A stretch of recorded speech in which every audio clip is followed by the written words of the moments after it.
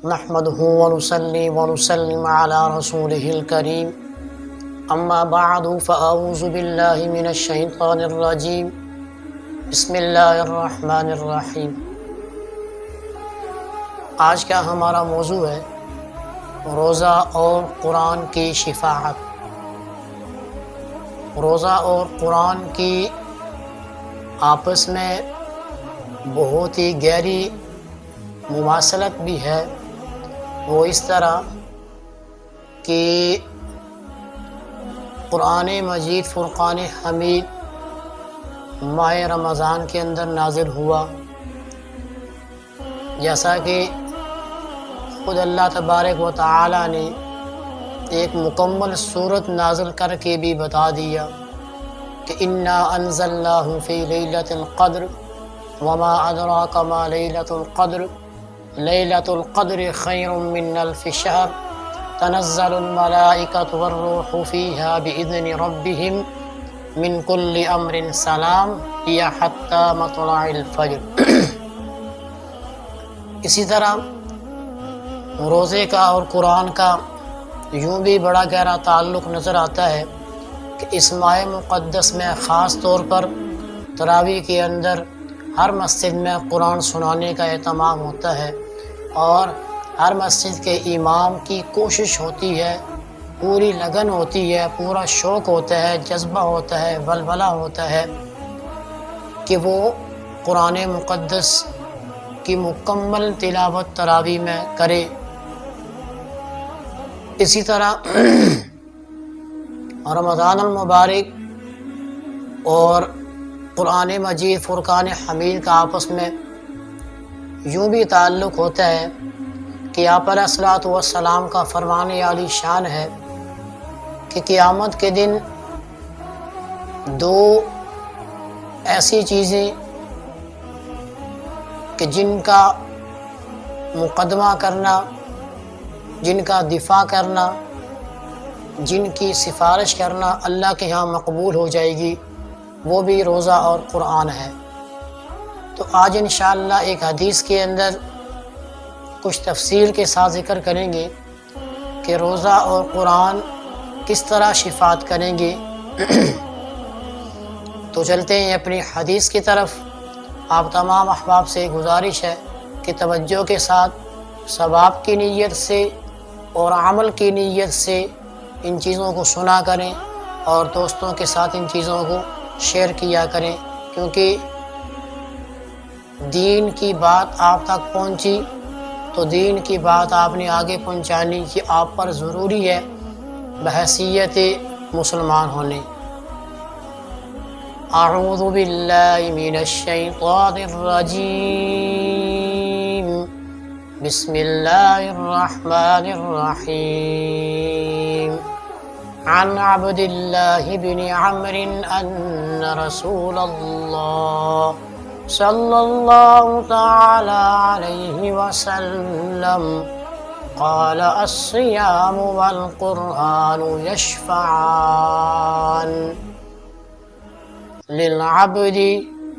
يقول والصيام أي رب إني منعت الطعام والشهوات بالنهار فشفعني فيه، ويقول القرآن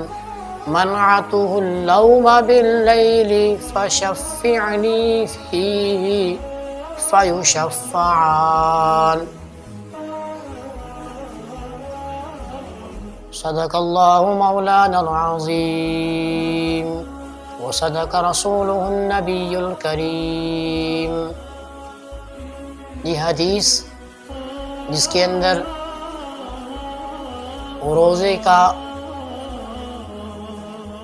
اس آدمی کے حق میں جس آدمی نے روزے کی تمام چیزوں کا لحاظ کیا۔ تمام چیزوں سے کیا مراد؟ کھانا پینا اور جماع صرف نہیں، روزہ نام ہے اس چیز کا کہ جو چیز اللہ تبارک و تعالیٰ کو ناپسند ہے وہ چیز بھی آپ نہ کریں۔ مثال کے طور پر ہم رمضان المبارک کے اندر اگر فضول گفتگو میں گپوں میں لگ جائیں، فضول جس کا کوئی دنیاوی فائدہ بھی نہیں اور دینی فائدہ بھی نہیں، تو یہ چیز اللہ کو ناپسند ہے۔ اس چیز سے بھی بچنے کا نام روزہ ہے کہ جہاں پر آپ نے کھانے کو چھوڑا، پینے کو چھوڑا اور ازدواجی تعلق کو چھوڑا، وہیں پر اور بھی بہت سارے ایسے کام ہیں جنہیں ہم کریں گے تو ہمارا روزہ حقیقی معنوں میں روزہ ہوگا، اور ہمارا روزہ وہ روزہ ہوگا جو قیامت کے دن ہمارے حق میں اللہ تبارک و تعالیٰ کی بارگاہ میں سفارش کرے گا تو سفارش قبول ہوگی۔ ترجمہ سن لیجئے۔ حضرت عبداللہ بن عمر رضی اللہ تعالیٰ عنہ سے روایت ہے کہ رسول اللہ صلی اللہ تبارک و تعالی علیہ وسلم نے فرمایا، روزہ اور قرآن دونوں بندے کی سفارش کریں گے۔ روزہ اور قرآن دونوں بندے کی سفارش کریں گے، مطلب کیا؟ یعنی اس بندے کی جو دن میں روزہ رکھے گا اور رات میں اللہ کے حضور کھڑے ہو کر اس کا پاک کلام پڑھے گا یا سنے گا۔ ظاہر سی بات ہے رمضان میں تو تراویح کا ہی وجود ہوتا ہے، تراویح کا ہی ماحول ہوتا ہے، تو مطلب کیا کہ جو دن بھر روزہ رکھے گا اور رات کو تراویح کے اندر قرآن سنے گا یا سنائے گا، ان بندوں کے لیے روزہ سفارش کرے گا۔ اچھا، روزہ کیا کرے گا؟ اللہ تبارک و تعالیٰ کی بارگاہ میں عرض کرے گا کہ اے باری تعالیٰ، میں نے اس بندے کو کھانے سے روکا، پینے سے روکا، جمع کرنے سے روکا، جھوٹ سے روکا، غیبت سے روکا، چغلی سے روکا، بہتان سے روکا، الزام تراشی سے روکا، دھوکہ دینے سے روکا، فضول گفتگو سے روکا، فضول ماحول میں جانے سے روکا۔ میں نے اس کو مسجد میں رکھا، ہر وقت اس کی زبان پر درود شریف کو جاری رکھا۔ یہ روزہ جب اللہ تبارک و تعالیٰ کے سامنے چیزیں بتائے گا اور عرض کرے گا، باری تعالیٰ اس کے تو فعل کہ اس نے اپنی تمام نفسانی خواہشات کو صرف میری وجہ سے دور کیا کہ میں روزے میں ہوں، میں جھوٹ بھی نہیں بولوں گا، میں روزے میں ہوں، میں غیبت بھی نہیں کروں گا، میں چغلی بھی نہیں کروں گا، میں چوری بھی نہیں کروں گا، میں دھوکہ بھی نہیں دوں گا، میں ملاوٹ بھی نہیں کروں گا۔ لہٰذا جب اس نے میری وجہ سے اپنی نفسانی خواہشات کو دور کیا، ان سے دور رہا، تو میں آپ کے سامنے باری تعالیٰ التجا کرتا ہوں کہ اس بندے کی بھی کامل بخشش فرما دیجئے، مغفرت فرما دیجئے کہ یہ بھی جہنم سے اسی طرح دور ہو جائے جس طرح دنیا میں یہ